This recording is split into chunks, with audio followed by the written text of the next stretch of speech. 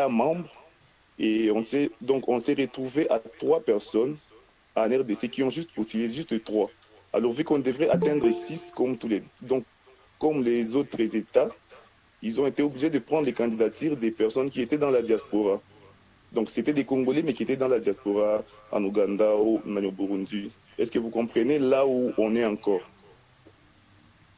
Donc, moi, je pense on doit aussi réfléchir et le gouvernement doit être en mesure de proposer des opportunités, surtout aux jeunes. À East Africa Community, il y a beaucoup d'opportunités des jeunes, énormément beaucoup que nous-mêmes, nous ne maîtrisons même pas encore jusqu'à maintenant. Nous avons aussi cette barrière aussi, c'est l'anglais. Donc, c'est l'anglais. Il faut savoir parler anglais. Et ça, c'est vraiment un problème. Parce que pour comprendre même un document, pour comprendre des opportunités, il faut d'abord maîtriser l'anglais. Pour participer à des événements de la EAC, il faut maîtriser l'anglais. Alors ça, c'est aussi une barrière pour nous les Congolais parce que nous sommes les seuls États qui ne parlent pas anglais là-bas. Alors, il y a matière à réflexion. Il y a matière à réflexion vraiment. Merci beaucoup. S'il n'est pas satisfait par mon intervention, je pense qu'il peut m'écrire, soit sur les réseaux sociaux et ensemble, on peut trouver une piste de solution. Merci. Oh, merci Prosper pour votre réponse à la question qui a été soulevée par Zanzou. Et comme vous l'avez dit, il y a des membres du jury qui pourra compléter votre réponse. À ce stade, nous allons accorder la parole à l'un des membres du gouvernement pour répondre à certaines questions qui leur ont été adressées. Alors, Madame la Première ministre ainsi que les différents autres membres du gouvernement, euh, l'un de vous peut prendre la parole pour répondre soit à l'une ou à 2 ou 3 questions adressées au gouvernement.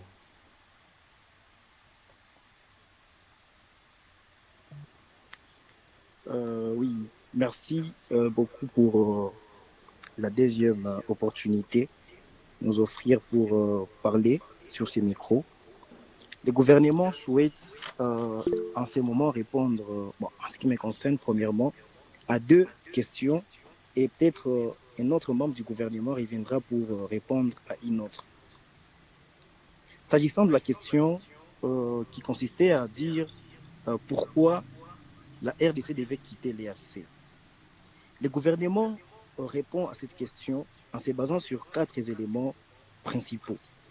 Premièrement, sur les dysfonctionnements de la communauté East African Community. Premièrement, il s'est à préciser que l'EAC a toujours fait face à certains défis majeurs dans sa marche selon son nom constant depuis que nous avons intégré cette communauté. De prime abord, la disproportionnalité de l'influence des États, avec par exemple le rôle du Kenya en tant que eh, hégémon régional lui permettant d'exercer une influence disproportionnée sur d'autres États et de dominer l'agenda politique de la région.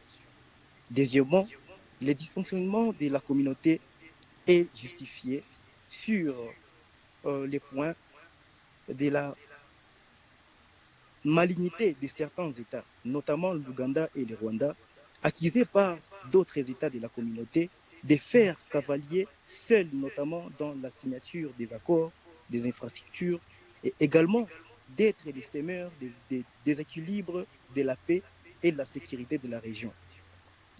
En cette précision, je voudrais même poser la question aux membres du gouvernement, aux membres de l'opposition, si au regard même de ces dysfonctionnements de la communauté, est-ce que la RDC peut toujours continuer à tirer profit à cette communauté? Deuxièmement, le non-respect de ces missions inscrites à l'article 5 de son acte constitutif.